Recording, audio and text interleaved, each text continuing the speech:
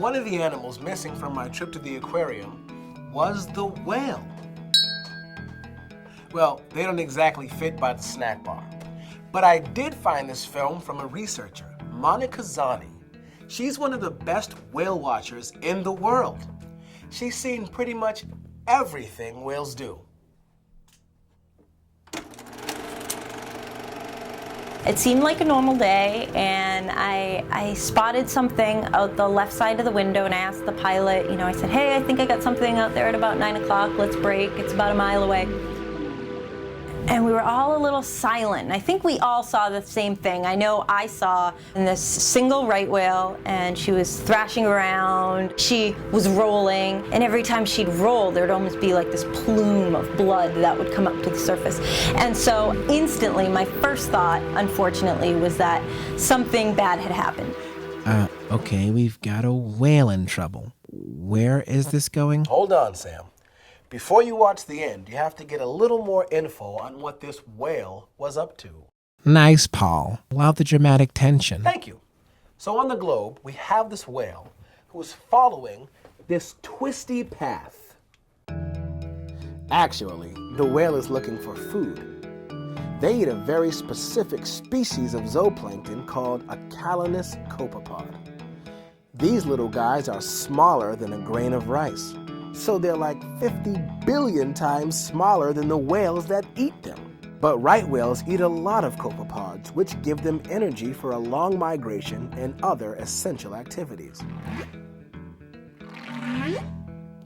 So check out what Monica found next to this thrashing whale.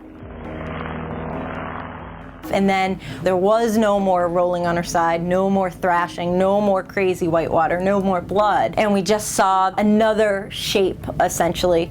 And then as soon as we saw it come up and Mom push it up, we knew it was a calf. This is the first birthing of a right whale ever documented. Nice! And brought to you by millions of copepods. But if Mama Whale can't find food, then she can't give birth. And that brings us back to the heat-trapping blanket. You see, water temperature differences actually create ocean currents. Cold, salty water from the north is more dense and glides under the warmer water from the south. It's called the Great Ocean Conveyor. And food collects where these water masses meet, kind of like at a cloverleaf on a highway where traffic can get congested. But with more blanket, the transit system gets out of sync. It's like the highway is under construction and the cloverleafs are moving to different locations every year. So warm oceans mean copepods are no longer clustering where the whales expect to find them. So the whales have to spend more time looking for food. Or even eating less food, which makes mating more difficult, which means less whales, and that impacts the entire ocean circle of life. But if we slow down this process of change by lowering our carbon output, then we give the whales a chance to get back on track.